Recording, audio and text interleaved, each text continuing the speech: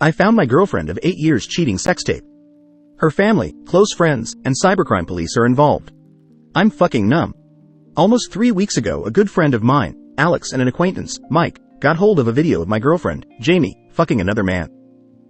Mike found this browsing through porn sites with niche themes and by chance, recognized Jamie. Got into contact with Alex about it, where both of them told me about the infidelity. When Alex and Mike told me of the infidelity, I went somewhere between shock and numb.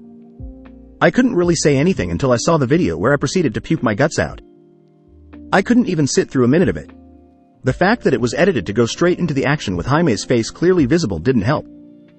We drove Mike home, and Alex had good sense to force me to spend the night at his place rather than go home where I share an apartment with Jamie with no idea how that would end. We shared some beers, mostly in silence. Alex did try to make me open up on what I felt about Jaime's infidelity, but I was just numb. I didn't know what I felt and told him so. I felt like wading through water with no thought in mind other than what was in front of me. Alex didn't force any more, and I passed out some time later. When I woke up, I recovered enough sense to realize that our relationship was most likely over. I go straight home through public transport, most likely brooding and or looking pissed. I wonder what the other passengers thought when they saw me looking like shit while trying to emulate Batman. I get home and catch her getting ready to go out, asked me where I was and why I didn't contact her. I don't bother answering and just told her we needed to talk. We sit down facing each other on our kitchen table that we built from scratch in my grandfather's farm, and that random thought pretty much broke the dam. A lot of stuff happened, a lot of harsh words was said, accusations, and blame.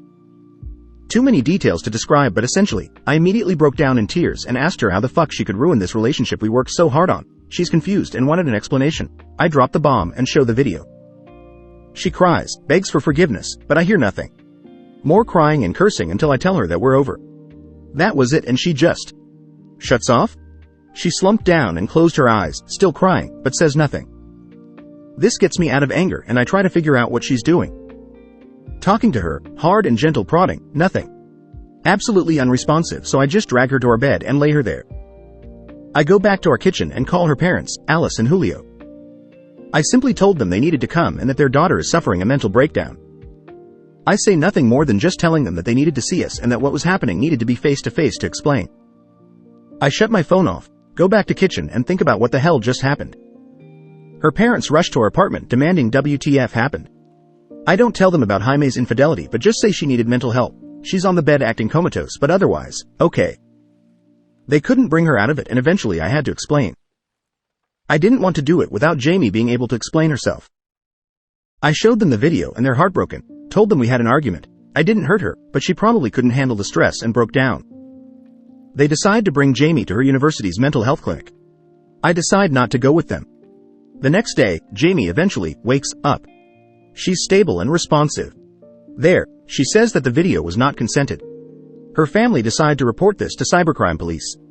Jaime's family don't grill her with her mental state being the way it is, but her parents are obviously ashamed and aren't sure what to do other than what the psychologist recommends, which is to let Jamie rest for a while and support her until they're sure she doesn't implode, then was sent home to her parents. This was all relayed to me by her older sister, Jackie, who's trying to be the mediator. She asked me if I really was going to end the relationship.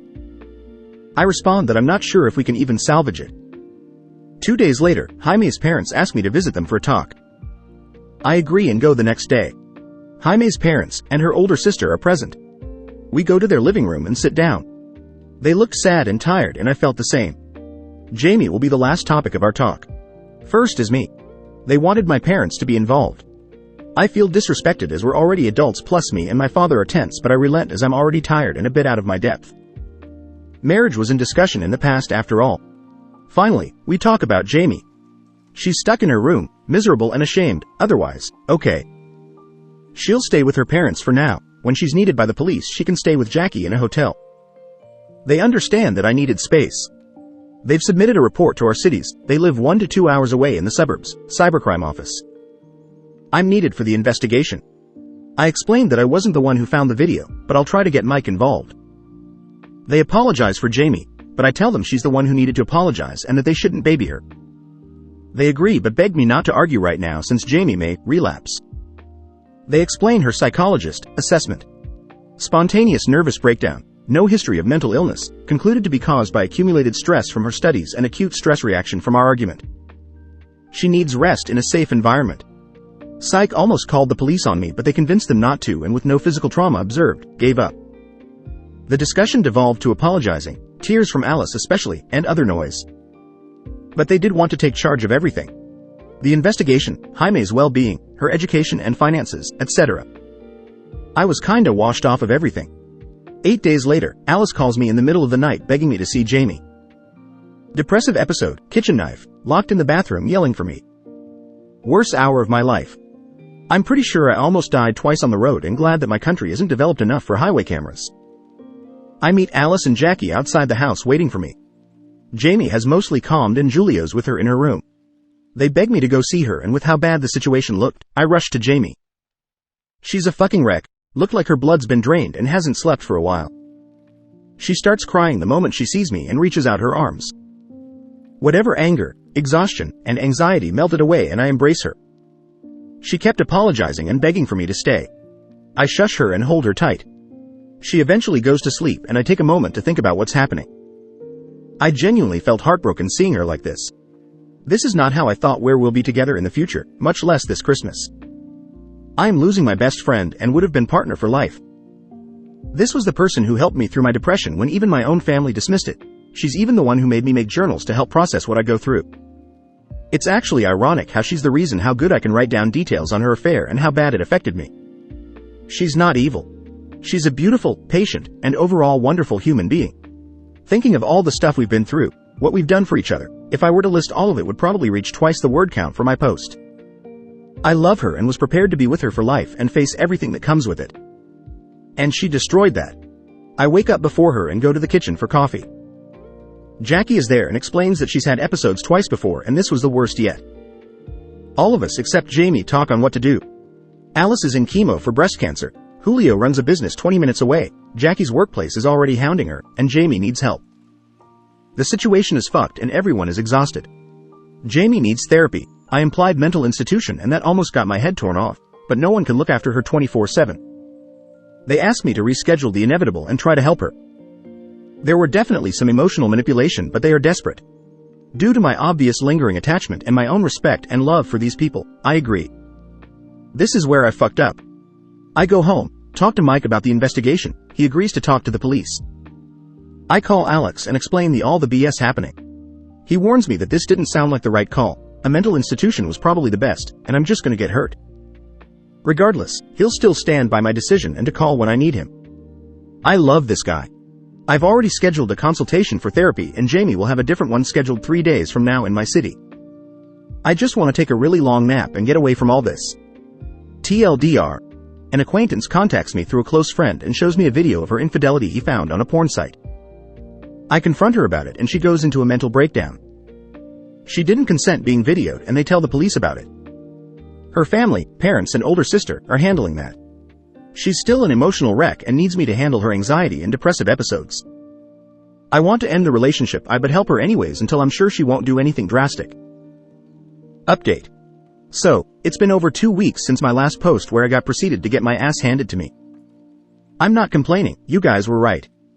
I do need to leave and start living my own life. A lot has actually happened since then, but thankfully most of it's boring, sad and disappointing. Got myself a behavioral therapist, which something I should have done a long time ago.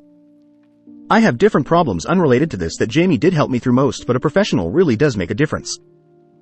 Gave me a lot of hard questions, important questions, that forced me to put my life into perspective. It was liberating experience. Finally talked with my own family about this. For context, I'm not very close with my actual parents, particularly with my father. Broken home and all that. I consider my aunts, my father's 4 sisters, who stepped up to take care of me as a child, to be my real parents. So if I mention family, I really mean just my 4 moms. Turns out, they were more involved than I thought. Jamie talks to them. She loved talking with them about me and our relationship. They got closer for it too. She asked so many questions about me, what I liked, food, hobbies, what my childhood was like. She'd ask advice from them about so many things. What to do when I get pissy, how to get my ass moving, all that cute stuff. Around a year ago, when they noticed that I started acting positively when they played around with the topic of marriage, Jamie and my family started to get ready. 3 of them have families with at least 3 children each, so to help ease the accommodation, they saved money to pay for themselves and anything extra goes to the wedding, to us and whatever after. They even talked about engagement rings. Calling them disappointed is an understatement. With the bullshit happening now, they opted to give me half of what they saved for the marriage to help me out and also offered to take me back again, which truly is a massive help. My biggest problem this whole time was a source of income. I didn't have a job lined up out of my city, still don't, and my savings are meager. With all that settled, I gave my employer my resignation letter, canceled my lease, and have by the end of the month to sort my affairs. I'm leaving for good. As for Jamie, I've gradually stepped out of whatever's been happening with her and around her. Talked with her family, or more like told them that I'm leaving. Gave them info about psychiatric hold and made them handle her appointments with her psychologist and whatever else she needs. It was a sad affair, really. I know it doesn't seem like it, especially with Alice and Julio making me stay and take care of Jamie, but this is a first time for all of us.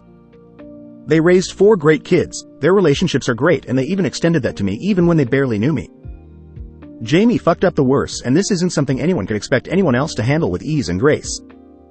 I mourned my loss of a potential family that I could have been proud to be with. For the boss who filmed her?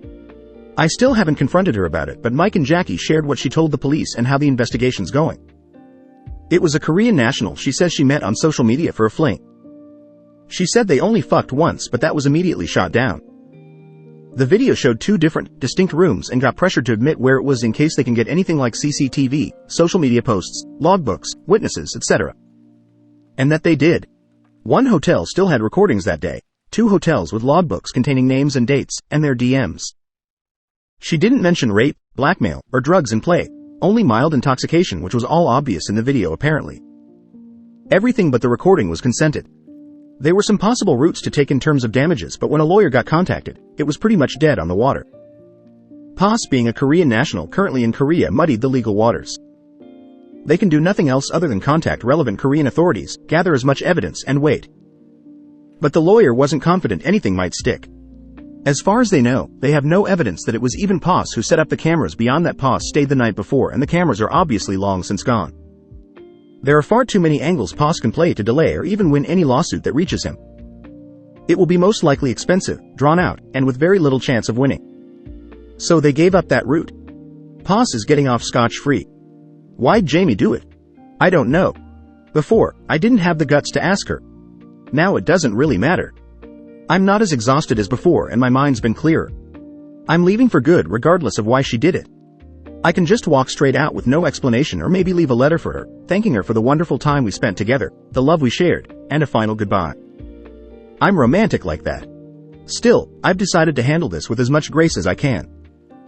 I'll help when worst comes to worst, don't lay blame on myself or her family, and not even mount pressure on Jamie for ruining everything. Not for Jamie, but for my own twisted sense of self-gratification that I did all what can be expected and more. I will leave with my back straight and nose held high. Funnily enough, this did eventually show me how lucky I am despite everything. Yes, the love of my life cheated on me and had the audacity to throw a tantrum over it. My future's looking a little bleak. I found out so much repressed anxiety and anger from my shitty childhood.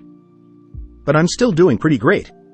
I have family that loves me, friends that have my back, and despite her betrayal, brought the best out of me with wonderful memories along with it. I have nothing to be ashamed of, and can say with pride that I was a wonderful boyfriend. Hopefully this will be my last update, if not, the next to be far more boring and less mouthy. Now on to the next story. I think my father is a sociopath and now he's dying. Growing up, I loved my father. I craved his attention and love like any little girl, and would cherish every second he'd allow me to spend with him. At that age, I thought my father was my hero. I thought he was brave, smart, strong, and fun if he was happy, but terrifying when he wasn't. I was born as my mother's 4th and final child, 3rd by my father. All 6 of us lived together, crammed into a Section 8 3-bedroom apartment. Since the day I was brought into this world. Before my father, my mother had gotten pregnant at 17 with my eldest sister, Ruth, fake name. Ruth's father was never really in the picture, but her paternal grandparents absolutely adored her and took her every weekend. She was born with a genetic anomaly that duplicates a piece of her DNA and gives her a learning disability. See Potocki-Lupski syndrome. She has always been an absolute gem of a person, bringing me my first stuffed animal and always helping to take care of her double amputee grandfather. Since I can remember, she has always been there for me with hugs, gifts, and unending patience. She never grew very tall and has a bubbly personality along with her delay, so for anyone else, they might think she's way younger than she is. As such, I've come to see her more as a younger sibling, despite her being the oldest. I wish, more than anything, that she wasn't important to this story. It is truly a horrible feeling, knowing that someone so incredibly undeserving could be put through so much pain when there is supposedly a God.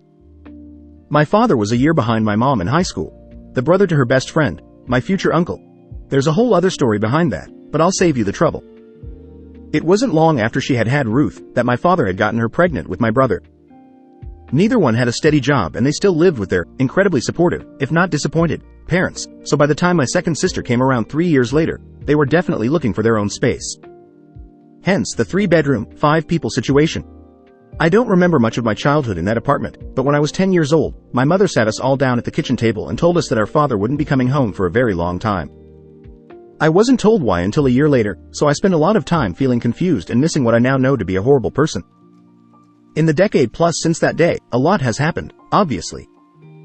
A lot of healing and coming to terms with WTF had happened to me, all before the age of 10. Things I thought all fathers did, or things he'd play off as jokes. Jokes like, throwing this across the room, it's fine, as long as they hit the bed, pushing knives, swords, razors, etc. onto my skin, usually my throat, ribs or tummy, and joking about hurting or killing me. He'd throw hard objects at my head and pretend he didn't mean to, was joking, she's in the way of the trash, or I did not mean to actually hit her. One time, I had him shove my face into the oak dining table, for some reason, which left me with a permanent scar under my chin and a bloody, split gum. He played it off as a joke. My mom didn't find it funny at all, but he had her just as fooled as everyone else, so she just told him off while cleaning me up. He was also very strict. He always had a huge, unspoken list of rules that meant heavy consequences, if broken. Some of his harshest, strangest punishments were probably making us sleep on the floor, throwing away a treasured, every toy, or pretending to, mostly not. Pretending to shave my head with buzzers while he held me very hard. Any hitting that wouldn't leave a mark, like spanking, slapping your back or legs, belt switch, etc. Dragging my sister down the hall and giving her severe rugburn for weeks. Grounding my brother for over a year after he accidentally deleted some of my father's Nintendo DS files. He was 11. I could go on, but these punishments would be dealt out for the silliest things. Breaking a dish, using a toy that wasn't yours, coming into the living room, talking too loud, walking too fast, etc. He grounded my sister for a week after she told a school friend that we were neighbors. I could write a whole book on my life before 10, but now I'm in my 20s and finally getting my life onto some kind of track, so I hardly think of it all, outside of therapy. My siblings are still my best friends and we've all been gradually healing and learning to love life and trust ourselves. It's been just over 10 years since I've seen or communicated with him and now I know he's dying. Don't know when or how bad he is RN, but he's always been terrible with his diabetes and taking care of himself, so I doubt he's looking at too many more years. He lives a few cities away and knows he's not welcome here. He hasn't set foot in my hometown in that time, as far as I know. It was illegal before I turned 18. The only reason I know anything about him is because my uncle still speaks with him, for some reason. I know I shouldn't even care and that closure is mostly a myth, but for some reason something inside me is uneasy. I feel like I'm running out of time to do something, but I don't know what. He's not going to listen to my feelings, he'll just revel in the pain he's caused. Everyone tells me that I don't need him, and I know that. There's just something restless in me that demands to be dealt with, but I don't know how. IDK if I need advice or just a vent, but I sincerely thank you for reading my story. It helps me feel seen after years of being silenced by everyone around me.